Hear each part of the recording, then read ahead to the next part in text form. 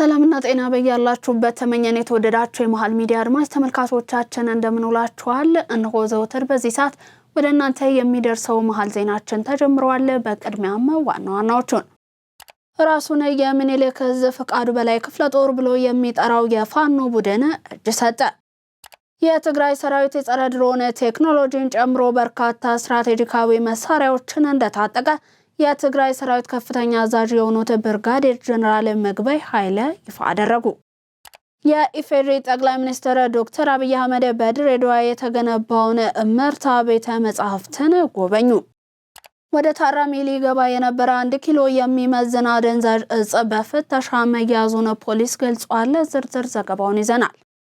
ከውጭ በኢራን የሟቾች ቁጥር ከ1300 በላይ መድረሱ ተሰምቷል። እንዲሁም የአንድ በርሜል ነዳጅ ዋጋ $110 መድረሱ ተነግሯል። ከውጭ እንመለከተዋለን። ቀደም ብለን ያደረስናቸውን አበይት ርዕሰ ነጥቦቻችንን ጨምሮ ሌሎች ቀሪ መረጃዎችን ይዘንላችሁ ቀርበናል። አብራችሁን ከቆያችሁ ሙሉ ዜናዎቻችን የሚደርሳችሁ ይሆናል። ዜናውን ላይክ እና ሼር ሚዲያችንንም ሰብስክራይብ በማድረግ ቤተሰብነታችሁን ታጠነክሩ ዘንድ ከወዲሁ ያክብሮ ግብዣችንን እያቀረብን ከመሸጋገሪያ በኋላ ወደ ዝርዝሩ እናልፋለን። አሁን ቤት መግዛት ተችሏል። ከዚህ በፊት ያወጣነው ቅናሽ ያመለጣችሁ ውድ የመሃል ሚዲያ ቤተሰቦች በጥያቄያችሁ መሰረት ለ15 ውድ የመሃል ሚዲያ ቤተሰቦች ብቻ 35% እውነተኛ ልዩ ቅናሽ በሁሉም ብሎኮች ላይ አቅርበናል። እንዲሁም አንድ ቤት ለገዛ አንድ ቤት በነጻ የሚያገኙበት እድል ተመቻችቷል። 60% ከወለድ ነጻ የባንክ ብድርም በረጅም ዓመት የክፍያ አማራጮችን አቅርበናል። ከባለ 1 እስከ ባለ 4 መኝታ አፓርትመንቶችን እንዲሁም ፔንታውስን ጨምሮ ፓኖራሚክ ቪው ማለትም በአራቱም አቅጣጫ የከተማና ውብ የተፈጥሮ እይታ፣ በእያንዳንዱ ቤቶች ፕራይቬት ሊፍት የተገጠመላቸው የልጆች መጫወቻ፣ የስፖርት ማዘውተሪያ፣ የመዋኛ ገንዳ፣ ጂምና ቤተ መጻሕፍት፣ ፓርኪንግና ኤሌክትሪክ ቻርጅ መሙያን ጨምሮ ሁሉንም አቀፍ መዝናኛዎችን በነጻ ያገኛሉ። በመዲናችን አዲስ አበባ በነፋሻማው አለቡ መብራት እጅግ ማራኪና ቅንጡ በሆነው ኮምፓውንድ መንደራችን ውስጥ በ5% ቅድመ ክፍያ ብቻ የቤት ባለቤት ይሁኑ። ለበለጠ መረጃ ከታች ባለው ስልክ ይደውሉ። ራሱን የምኒልክ ዕዝ ፍቃዱ በላይ ክፍለ ጦር ብሎ የሚጠራው የፋኖ ቡድን እጅ ሰጠ። በኦሮሚያ ክልል ሰሜን ሸዋ ዞን ደራ ወረዳ የነዮ ተብሎ በሚጠራው አካባቢ ራሱን የምኒልክ ዕዝ ፍቃዱ በላይ ክፍለ ጦር ብሎ የሚጠራው የፋኖ ቡድን አመራርና አባላት በሰላም እጃቸውን ለሰራዊቱ መስጠታቸውን የ6ኛ ዕዝ ጋሻ ክፍለ ጦር መገናኛ ኃላፊ ሻለቃ ወጋየው በቀለ ተናግረዋል። የግጭቶቹ መፍቻ መንገድ በሰላማዊ ሁኔታ እንጂ ነፍጥ አንግቦ ጫካ መግባት አይደለም ያሉት ከፍተኛ መኮንኑ በጦርነት የሚመጣ ለውጥ የለም፣ ሁሉም ነገር የሚገኘው በሰላም ነውና ሌሎች ታጥቀው በጫካ የሚንቀሳቀስ ማንኛውም ኃይል መንግስት ያቀረበውን የሰላም ጥሪን በመቀበል በሰላማዊ መንገድ እጅ መስጠት እንዳለባቸውም ገልጸዋል። እጃቸውን ከሰጡ አመራሮች መካከል የምኒልክ ዕዝ ፍቃዱ በላይ ክፍለ ጦር ዘመቻ ኃላፊ እንዲሁም ወደ ቡድኑ የሚቀላቀሉ ታጣቂዎችን በማሰልጠን ለጥፋት ተልዕኮ የሚያሰማራ 10 አለቃ ረዳ ሰፋ እንደሚገኙበት ተነግሯል።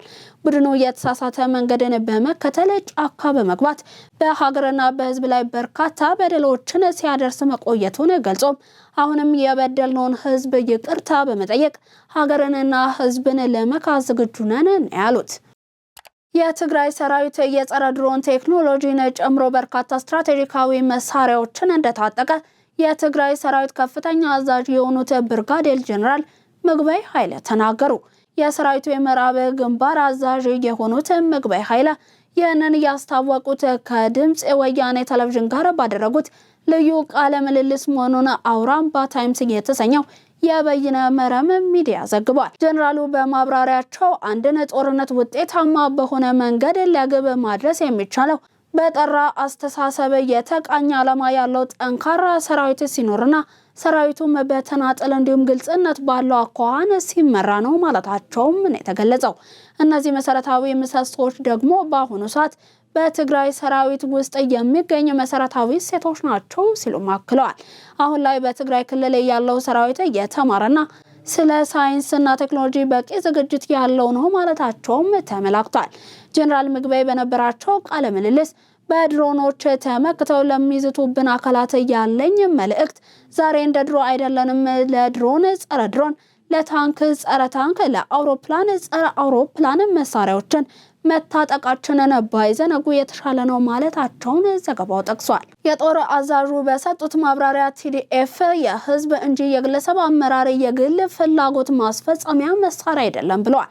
ማንም አመራር እንደፈለገ የሚዘውረው ተቋም አይደለም ያሉት ምግበይ ኃይለ ሆኖም እሳቸው በአዛዥነት የሚመሩት የምዕራብ ግንባር ግን ከጥቂት ሳምንታት በፊት ጀነራሉን በግል የተቹ የማህበራዊ ሚዲያ አንቂዎችን ሳይቀር ከህግ አግባብ ውጪ አስሮ እንደሚያሰቃይ ትችት ሲቀርብበት ነበር በማለት ዘገባው አስታውሷል። የኢፌዴሪ ጠቅላይ ሚኒስትር ዶክተር አብይ አህመድ በድሬዳዋ የተገነባውን እመርታ ቤተመጻሕፍትን ጎበኙ። የእመርታ ቤተመጻሕፍት ከጠቅላይ ሚኒስትር ዶክተር አብይ አህመድ የመደመር መጽሐፍ ሽያጭ እንዲሁም ከድሬዳዋ ከተማ አስተዳደር በተገኘ በጀት የተገነባ ፕሮጀክት ነው። ቤተመጻሕፍቱ ከ1000 ካሬ ሜትር በላይ የቦታ ስፋት ላይ ያረፈ እንዲሁም ዘመናዊ መሰረተ ልማት እንዲኖረው ተደርጎም ተገንብቷል።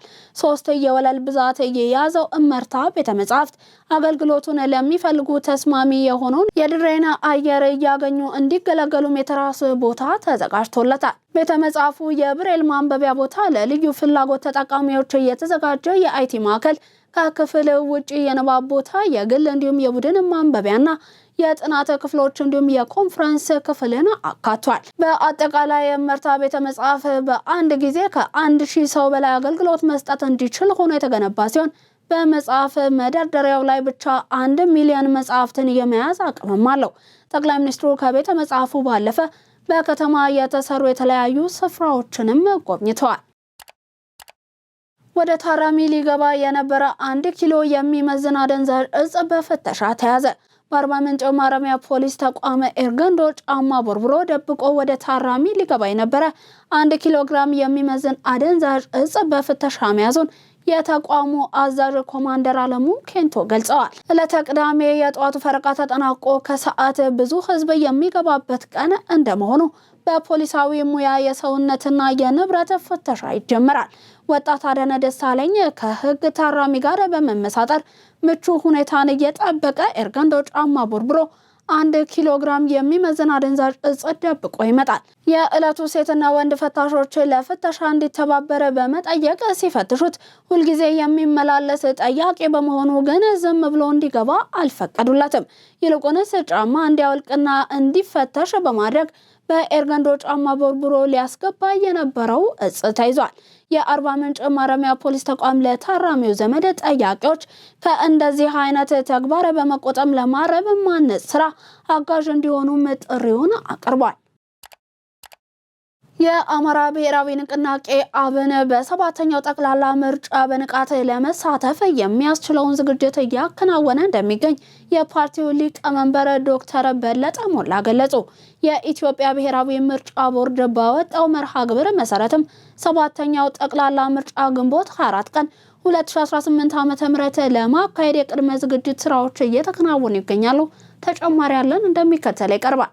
በምርጫ ቦርድ እውቅና የተሰጣቸው የፖለቲካ ፓርቲዎች የምርጫ ምልክቶቻቸውንና ማኒፌስቶቸውን ከማስተዋወቅ ባለፈ በተቀመጠው የጊዜ ሰሌዳ መሰረት እጩዎቻቸውን በማስመዝገብ የምርጫ ክርክር እያካሄዱ ነው። በተጨማሪም ከየካቲት 28 ቀን 2018 ዓ.ም ጀምሮ የመራጮች ምዝገባ ሂደት በይፋ ተጀምሯል። የአማራ ብሔራዊ ንቅናቄ አብን ሊቀመንበር ዶክተር በለጠ ሞላ ከኢትዮጵያ ዜና አገልግሎት ጋር ባደረጉት ቆይታ እንደገለጹት ፓርቲው ካለፈባቸው በርካታ ውስጣዊና ውጫዊ ፈተናዎች ወጥቶ አሁን ላይ ራሱን ለውድድር እያዘጋጀ ይገኛል። አብን በምርጫው ለመሳተፍ የሚያደርገው ጥረት በአማራ ክልል ብቻ የተገደበ ሳይሆን በተለያዩ አካባቢዎች ጭምር ተወዳዳሪ ሆኖ ለመቅረብ እየሰራ መሆኑን አስታውቋል። በመሆኑም ፓርቲው በተለያዩ የሀገሪቱ አካባቢዎች የሚገኙ ደጋፊዎቹን በማስተባበርና ድርጅታዊ መዋቅሩን በማጠናከር በ7ኛው ጠቅላላ ምርጫ ውጤታማ ለመሆን በትኩረት እየተንቀሳቀሰ መሆኑን ገልጸዋል። ምርጫው ስኬታማና ታማኒ እንዲሆን መንግስት፣ ህዝቡና የፖለቲካ ፓርቲዎች በጋራ በመስራት የሚጠበቅባቸውን ታሪካዊ ኃላፊነት ሊወጡ እንደሚገቡም ተናግረዋል። ተናግረዋል። በተለይም መንግስት ሁሉም ፓርቲዎች በነጻነት የሚንቀሳቀሱበት ምቹና አስተማማኝ የፖለቲካ ምህዳር መፍጠሩን እንዲያጠናክር አውስተዋል። መገናኛ ብዙሃንም ለሁሉም ተፎካካሪ ፓርቲዎች ፍትሃዊ የሆኑ የብሮድካስት መድረኮችን በማመቻቸት የድርሻቸውን ሊያበረክቱ እንደሚገባ አስገንዝበዋል።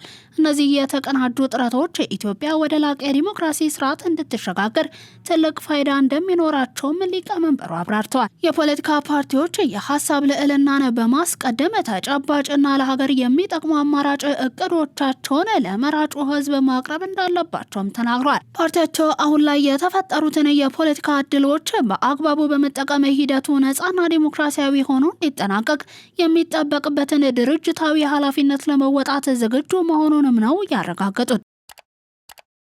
በአዲስ አበባና በሸገር ከተሞች ያለውን የኤሌክትሪክ ኃይል አቅርቦት አስተማማኝ ለማድረግ አራተኛው ምዕራፍ የዲስትሪቢዩሽን መስመር መልሶ ግንባታና አቅም ማሳደግ ፕሮጀክት እየተከናወነ ነው። ስራውን እየተከናወነ የሚገኘው በ4.3 ቢሊዮን ብር መሆኑን የኢትዮጵያ ኤሌክትሪክ አገልግሎት ኮሚኒኬሽን ስራ አስፈጻሚ አንዋር አብራር ለኢትዮጵያ ዜና አገልግሎት ገልጸዋል። በዚህም መሰረት ስራው 703 ኪሎ ሜትር የዲስትሪቢዩሽን ኔትወርክ መልሶ ግንባታና አቅም ማሳደጊያ ያካተተ መሆኑንም ነው ያመለከቱት። በተጨማሪም 2000 አዲስ የተለያየ አቅም ያላቸው ትራንስፎርመሮች ተከላና 2000 ነባር ትራንስፎርመሮችን አቅም የማሳደግ ስራ የሚከናወንበት መሆኑም ተጠቁሟል። የፕሮጀክቱ የኃይል ማከፋፈያ ጣቢያ ወጪ የሆነው 56 ማሰራጫ መስመሮችን መልሶ የመገንባትና የማሻሻል እንዲሁም ከተፈቀደው የኃይል አጠቃቀም በላይ ሲሆን መቆጣጠር የሚያስችሉ 62 የሎድ ብሬክ ስዊች ገጠማ ይከናወናልም ነው የተባለው። በአሁኑ ወቅት የፕሮጀክቱ አጠቃላይ የፊዚካል ስራ አፈጻጸም 36.74 በመቶ መድረሱን ጠቁመው 2857 የኮንክሪት ምሰሶችን ተከላ ስራም መከናወኑን አስታውቀዋል። ስራው ሲጠናቀቅ በአዲስ አበባና በሸገር ከተማ በአመት ከ1000 ኪሎ ሜትር የመካከለኛ የኃይል ማሰራጫ መስመር ላይ የሚከሰተውን የኃይል መቆራረጥ ድግግሞሽ በ27 በመቶ ለመቀነስ ያስችላልም ነው ያሉት። የትራንስፎርመር መቃጠልንም ወደ 2 በመቶ መቀነስ እንደሚያስችል ተናግረዋል። የቀድሞ የሱዳን ጠቅላይ ሚኒስትር ለኢትዮጵያ መንግስት የጥገኝነትን ጥያቄን አቀረቡ። የቀድሞ የሱዳን ጠቅላይ ሚኒስትር አብደላ ሐምዶክ የፈጥኖ ደራሽ ኃይሎች አርኤስኤፍ መሪ የጀነራል መሐመድ ሐምዳን ዳጋሎ ሄሜቲ ቤተሰቦችን እንዲሁም የሱሙድ ጥምረት አመራሮች በኢትዮጵያ ጊዜያዊ መጠለያ እንዲሰጣቸው ለኢትዮጵያ መንግስት ጥያቄ ማቅረባቸው ተዘግቧል። እንደ ዘገባው ከሆነ አብደላ ሐምዶክ ጥያቄውን ያቀረቡት በሱዳን እየተካሄደ ካለው አስከፊ ጦርነት እንዲሁም ተለዋዋጭ የውጊያ ቀጠናዎች የተነሳ የእነዚህን አመራሮች ቤተሰቦች ከጉዳት ለመጠበቅ ሲባል እንደሆነ ጊዜያዊ ሰብአዊ ጥገኝነትን በማሰብ ነው ተብሏል። ጥያቄው እርሳቸውንም ሆነ ቤተሰቦቻቸውን አይመለከትም ነው የተባለው። የኢትዮጵያ መንግስት እስካሁን ድረስ ለቀረበው ጥያቄ የሰጠው ይፋዊ ምላሽም የለም። ይሁን እንጂ ጥያቄውን መቀበል ሊያስከትል የሚችለውን ተጽዕኖ መንግስት በከፍተኛ ጥንቃቄ እያገመገመው ይገኛል። ጥያቄውን መቀበል የቡድኑን አመራሮች ቤተሰቦች ማስገደድ፣ የውጭ የስለላ ድርጅቶች በሀገር ውስጥ ጉዳይ ጣልቃ እንዲገቡ በር ሊከፍት ይችላል የሚል ስጋትም አለው። ሌላው በጀነራል አልቡርሃን የሚመራው የሱዳን ጦር ኢትዮጵያ ገለልተኛ አይደለችም በሚል ለሚያቀርበው ክስ ተጨማሪ ምክንያት ሊሆን ይችላል የሚል ስጋትም አለው። በተመሳሳይ ጉዳይ የተባበሩት አረብ ኤምሬትስ ለፈጥኖ ደራሽ ኃይሎች አርኤስኤፍ ድጋፍ ታደርጋለች የሚል ክስ የሚቀርብባት ቢሆንም ቡድኑና የሱሙድ ጥምረት በዱባይ ቢሮ ለመክፈት ያቀረቡትን ጥያቄ ውድቅ ማድረጓ ይታወሳል። ኬንያ በበኩሏ ይፋዊ ቢሮ እንዲከፈትባት ፈቅድም እንኳን የአመራሮቹ ቤተሰቦች በሀገሪቱ ውስጥ እንዲኖሩ መፍቀዷን ዘገባው አመልክቷል።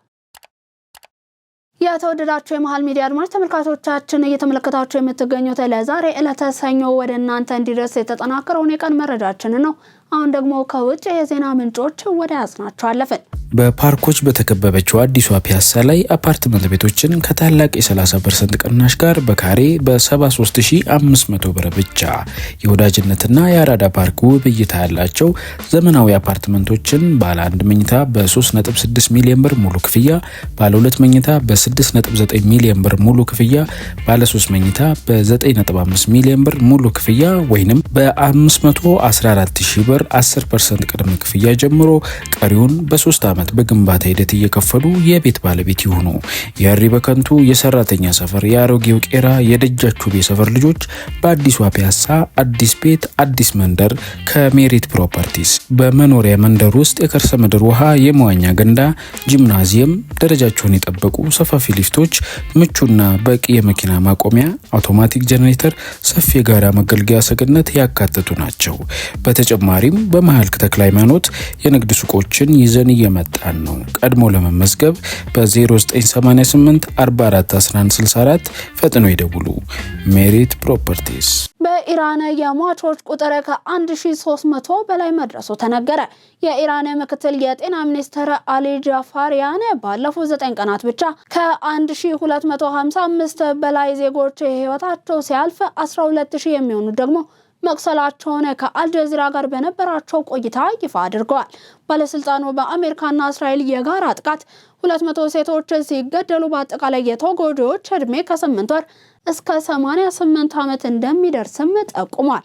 በሚናብ የመጀመሪያ ደረጃ ትምህርት ቤት 175 ህጻናት ህይወታቸውን ማጣታቸውን በሪፖርቱ የተገለጸ ሲሆን 55 የጤና ባለሙያዎች ቆስለው 11 ደግሞ ተገድለዋል።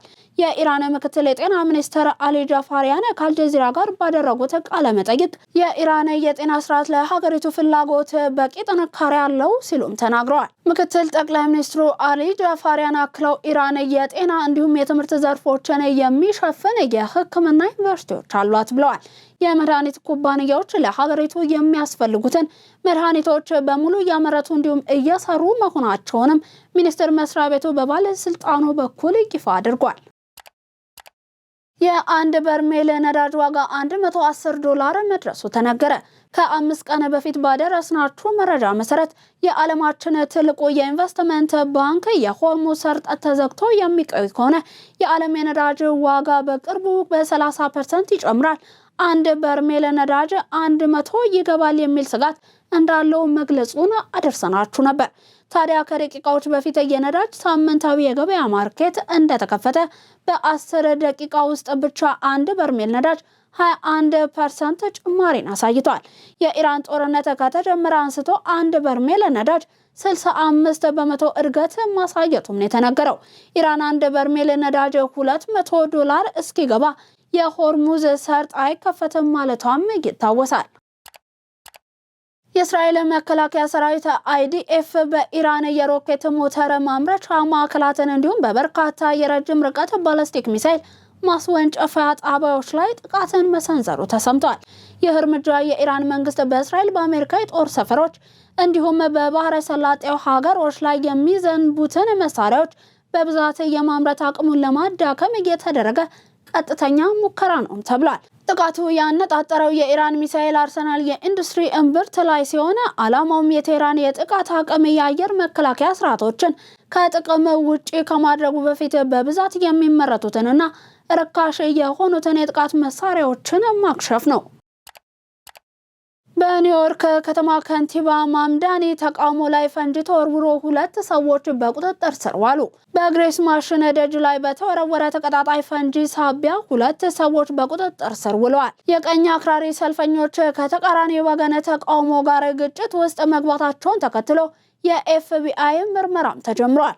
በኒውዮርክ ሲቲ ከንቲባ ዞህራን ማምዳኒ መኖሪያ ቤት ውስጥ በተካሄደው ተቃውሞ ላይም ተቀጣጣይ ፈንጂ በመወርወር 2 ሰዎች መታሰራቸውን የኒውዮርክ ፖሊስ መምሪያ እሁድ ዕለት አረጋግጧል። በኒውዮርክ ሲቲ ከንቲባ ዞህራን ማምዳኒ መኖሪያ ቤት ውጭ በተካሄደው ተቃውሞ ላይ ተቀጣጣይ ፈንጂ በመወርወር 2 ሰዎች መታሰራቸውን የኒውዮርክ ፖሊስ መምሪያ አረጋግጧል። ድርጊቱ የተፈጸመው በግሬስ ማሽን ሲሆን በአክቲቪስት ጄክ ላንግ የሚመሩ የቀኝ አክራሪ ጸረ ሙስሊም ሰልፈኞች ከተቃራኒ ወገን ተቃዋሚዎች ጋር በመጋጨታቸው ነው ተብሏል።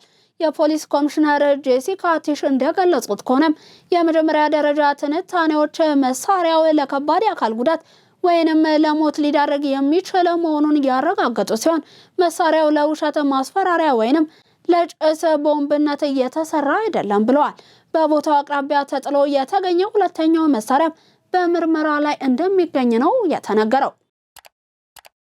የቻይናው ፕሬዝዳንት ሺጂንፒንግ በቅርቡ ባደረጉት ንግግር ሀገራቸው ዓለምን የመቆጣጠር ፍላጎት እንደሌላት ገልጸው ይልቁንም ዓለምን የኛ ናት ብለው ከሚያምኑ አካላት ነፃ ለማውጣት እንደምትሰራ በይፋ አመልክተዋል።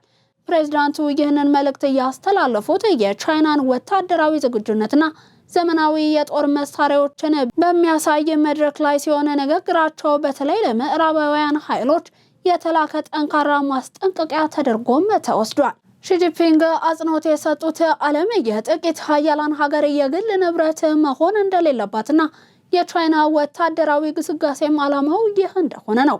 ይህ የአቋም መግለጫ በዓለም አቀፍ ደረጃ ከፍተኛ መነጋገሪያም ሆኗል።